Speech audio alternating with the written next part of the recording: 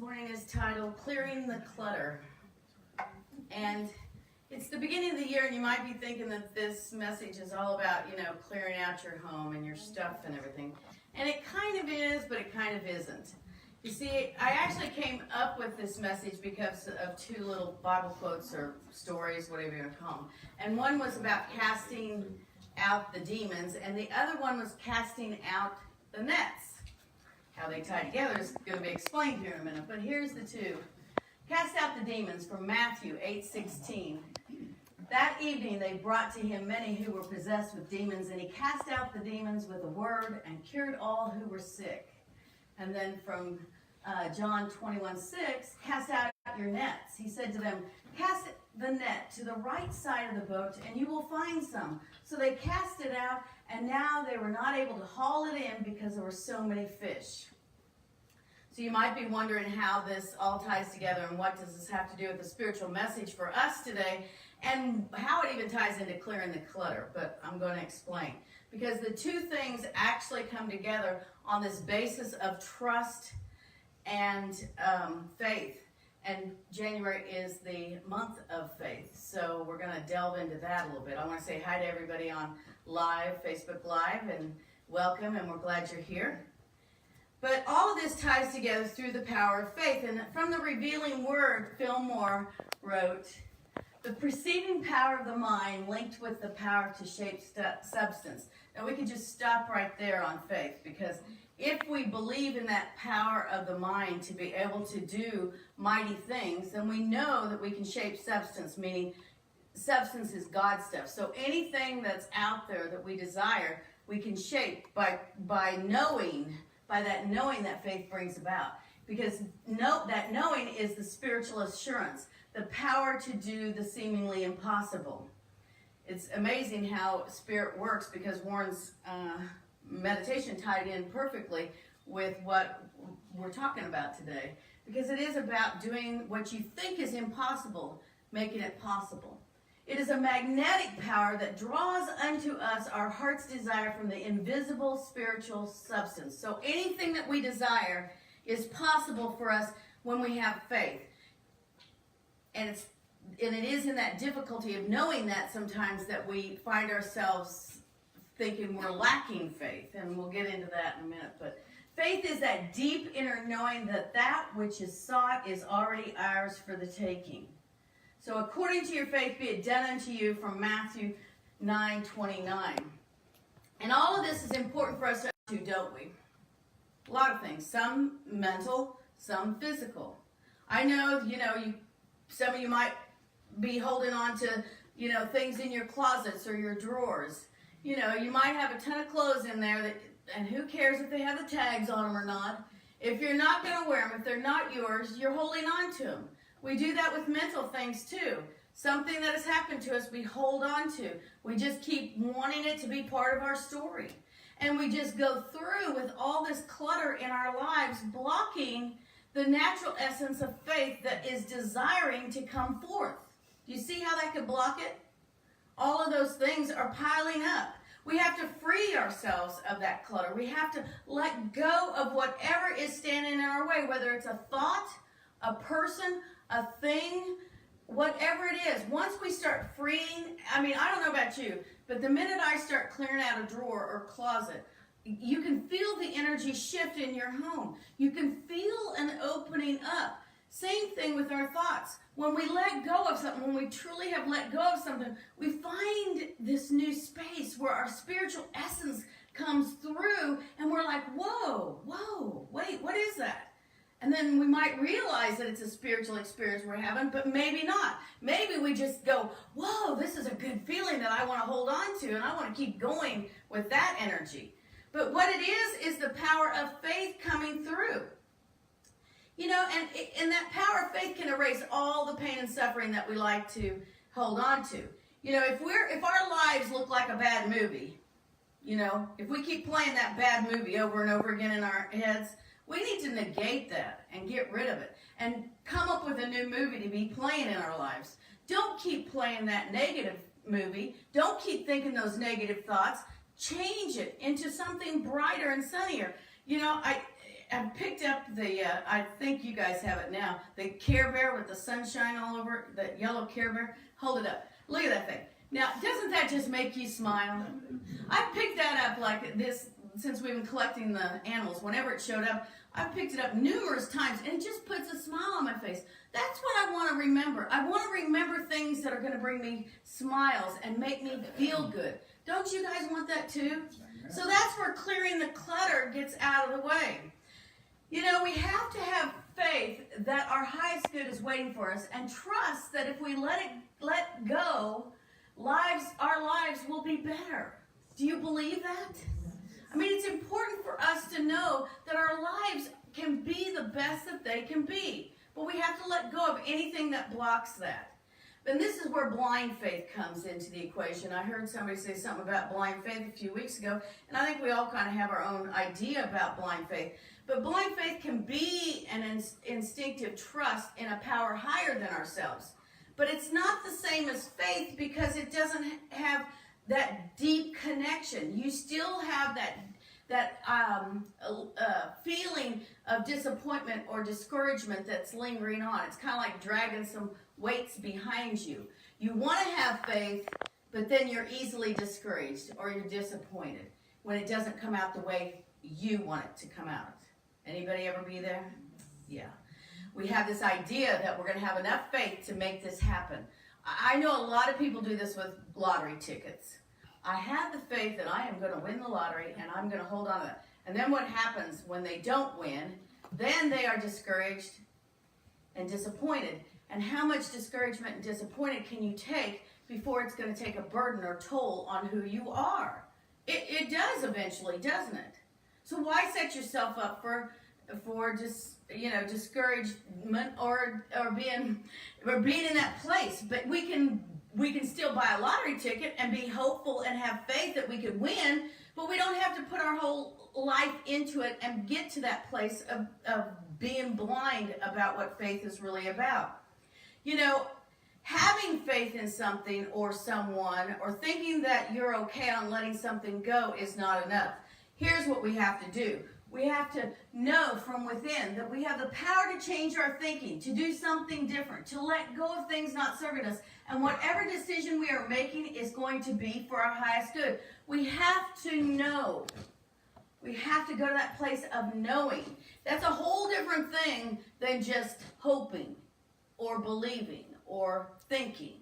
It's knowing. It's deep rooted. It's down in your soul. It's your soul saying, I know this is okay. Have you ever had that feeling about something? I think we all have had that feeling before and said, hey, I know it's going to be okay. And when it is, you kind of like get this big sigh of relief, like, wow, yeah, that was cool. Or you say to yourself, see, I told you so. I knew it was going to be okay, and you're happy about that. And that's good. And that's what we have to work on. We have to work on that confidence of that knowing. I love this, I love looking at the word impossible as I'm possible. I got you a little gif up there today. But when you can say that, and that's how it ties into your meditation, which was really, spirit.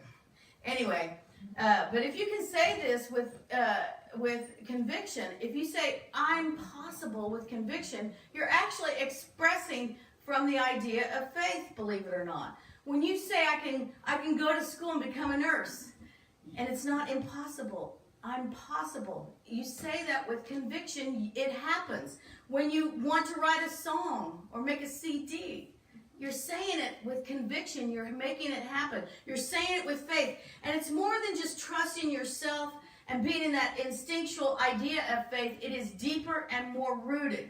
So how does faith and trust work together? Well, here's what Fillmore wrote about faith and trust. Faith compared with trust. Trust is a weaker brand of faith, but better than mistrust. Yeah, I would think so. As a rule, persons who merely trust the Lord do not understand divine law. If they had understanding, they would affirm the presence and power of God until the very substance of spirit would appear in manifestation.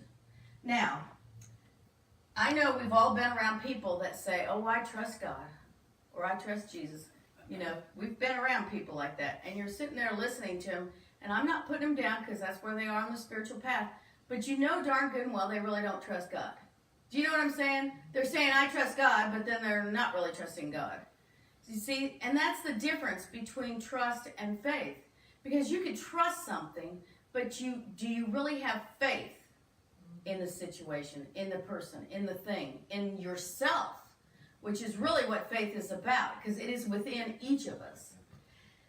But so you can't just merely trust God, you have to go deeper. And you can't really even just trust yourself sometimes. You have to go deeper than that intellectual trust. You have to go deeper to that spiritual trust, which is a whole different thing. And this is when we talk about casting out the demons that come to play in our lives.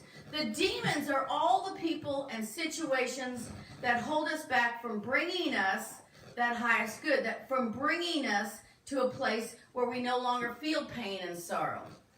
And we will know when it is time to let go, because we no longer are just living from that blind faith. You see, blind faith will step aside, and we will be in that place where we can step forward with conviction and know that everything will be okay. It's a whole different thing. No matter what, everything will be okay. I love this quote from Meister Eckhart. He was a theologian, philosopher, and mystic during medieval times. But in fact, later he was determined to be a heretic. So we probably all could be determined that if we lived back then. But he was a profound and wise scholar, and he wrote this: and suddenly you know it's time to start something new and trust the magic of beginnings. Isn't that true? It's so beautiful, isn't it? It's so rich, so deep. I mean, I even think the photo's cool, but yet it doesn't really bring the essence of that quote full circle, but I used it anyway because that was already done. But every time that we feel uneasy about something, it is Spirit calling us forth to trust and to have faith. You know, and each experience is guiding us to the next step, to the next level of trust and faith, believe it or not, because every time we experience it, it's like we are practicing, if you will. You know, a great dancer, a great singer has to practice. They have to practice, or else they're not going to get great, right? And that's what we have to do as far as expressing from faith, from knowing faith. We practice. So every experience that we have the opportunity to claim faith is just a practice to go deeper and deeper with our idea of faith. Does that make sense? But once we clear the clutter, it's easier to experience and have that exercising of faith. It's easier. And we can do this through prayer, believe it or not. Every time we pray and we believe in the one presence and one power of God, then we are affirming the faith that is within ourselves. Do you get that? Yeah, and when we pray, especially unity prayer, because we're positive prayers, say that fast 10 times. Anyway, we see the way God sees. We see health. We see wholeness. We see the right outcomes. We see that we know that person is going to be okay. And we can hold that faith for someone else and keep practicing that for them until they can practice it for their own self. We can trust, when we start practicing faith, we can trust that the next decision we make is going to be for our highest good. We don't have to doubt it. We don't have to let doubt come into play at all, because we have built a foundation of knowing our own concept and idea of faith. Fillmore revealed this to us. When the trillions of cells in one's body are roused to ecstasy by spiritual faith, a positive spiritual contact results and marvelous transformations take place. I thought this was a cool gif to use of it, but in it, you feel that energy. And that's what I'm talking about. Like when you clear the clutter, you've changed the energy to allow the energy of faith to like respond in that space, and just to move that energy in and through wherever you are. And it's so cool because you can feel it and you can know it deeper and deeper. That's what the experience and that's what the practicing brings us to, this new place. And the power of faith is located, let me do this. The center point of faith in the body is in your mind, in the pineal gland. in the middle of your brain. So once we turn on that trillions of cells, we have taken and activated the power of faith in our brain. And guess what? When we activate that power of faith in the middle of our brain, it's easier to let go of things that no longer serve us. It's easier to go deeper with faith because we are activating that within our brain and push, almost, if you will, pushing out any doubts or any kind of burdens or any kind of ideas that are cluttering up our progression in life as a spiritual being. It's cool when you think about it, how it all ties together, and how Fillmore figured this out so long ago. But when we don't do this, when we don't activate that power of faith, we're pinching up that energy. And what happens? When we start, having things in our life that are not good experiences, and we keep piling them in and holding them in, then what happens with our brain? If this is the center of faith, and we're piling all those thoughts and ideas and whatever has happened to us, we're piling it and keeping it tight in our brains, in our heads, what's happening? We're suppressing ourselves, aren't we? We're trying to squeeze out faith. And we can't squeeze it out because faith is always there. But what we're doing is damaging our own thought process in the process. And we have to be able to let it go. We have to be able to say, I want to feel free. Tension headaches are nothing but that. Tension headaches are us holding on to some negative thoughts and energy and causing ourselves to tighten up, or our necks to tighten up, or our bodies to tighten up, whatever. It moves through us and keeps us from being that expression of pure faith. It's a whole different place to be. So we want to move that energy. We want to bring it through. And we have to remember that faith is the perceiving power of the mind linked with the power to shape substance. It can shape everything in our lives. I love this, faith in action. Trusting in God is not a spectator sport. Yeah, we have to know that. So my questions for you today are, what are you wanting to shape in your life? What do you want to be different? And what do you want to release? And if you want something to be different, what must we do to do that? Come on, say it. Have faith. Have faith. Change how we do things. Have faith. Yeah, we have to step up and make it happen, don't we? I found this on Facebook, and I just have to share it because I think it's really fun. You might have seen it.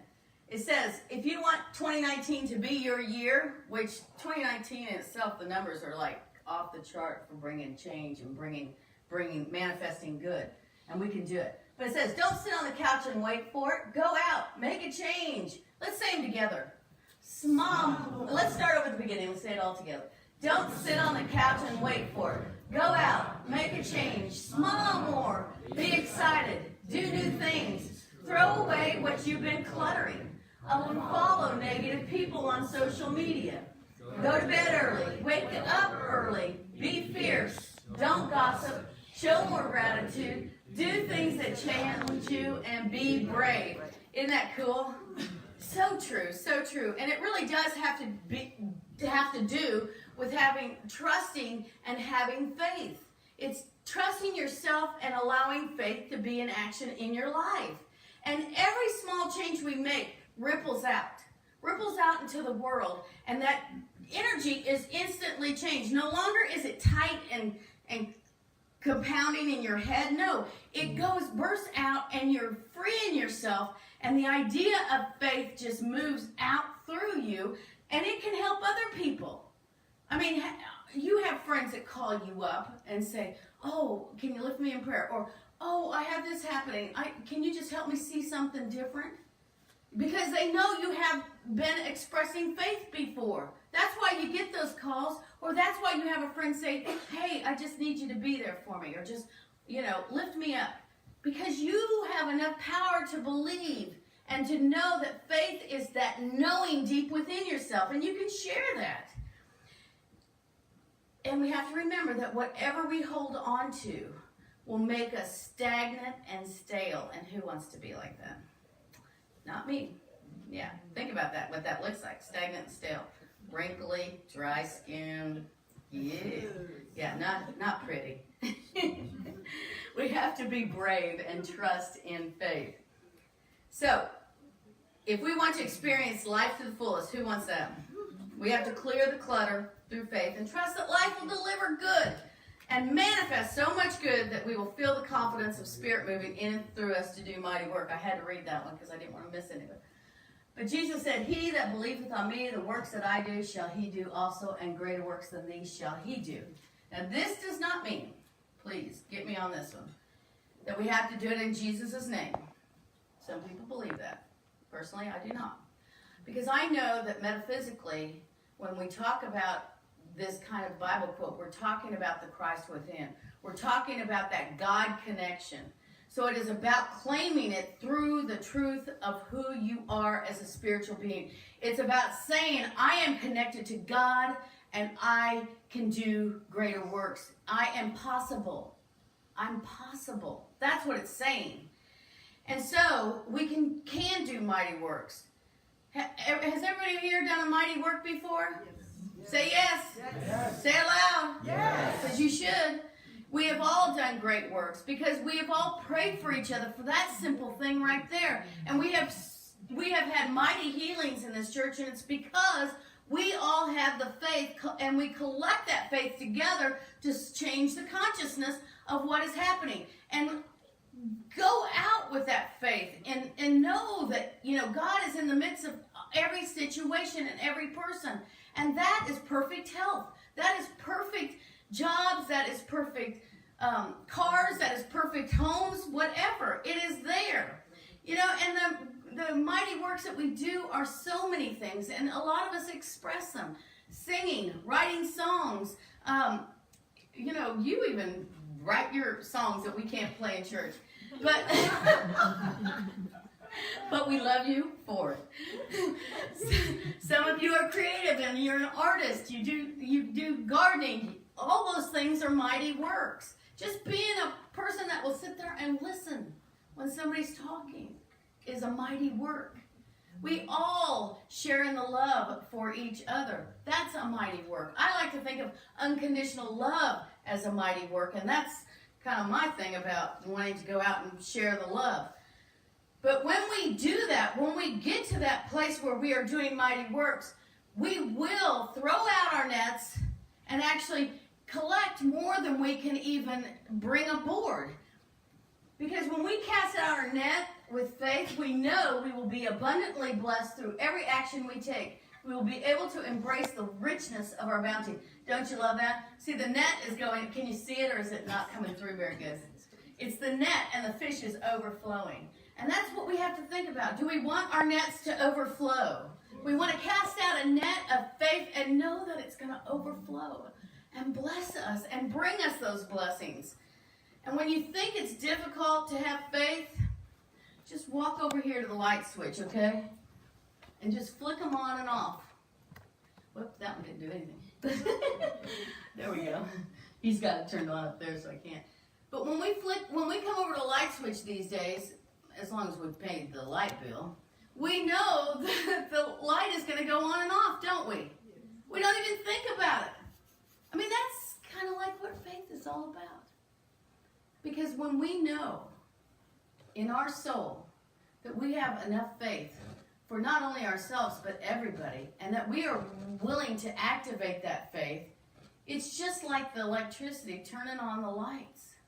We will be able to let our light shine, and we won't ever doubt that we don't have faith, that we don't have enough faith, because we do, and we can keep practicing that and experience that and feel that.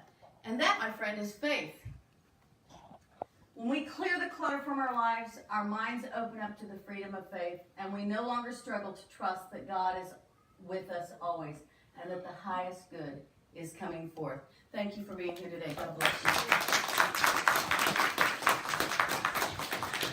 Hi, everyone. We got Jerry Hamilton watching us, and he said to pray for his mom. He's in Louisiana. Okay.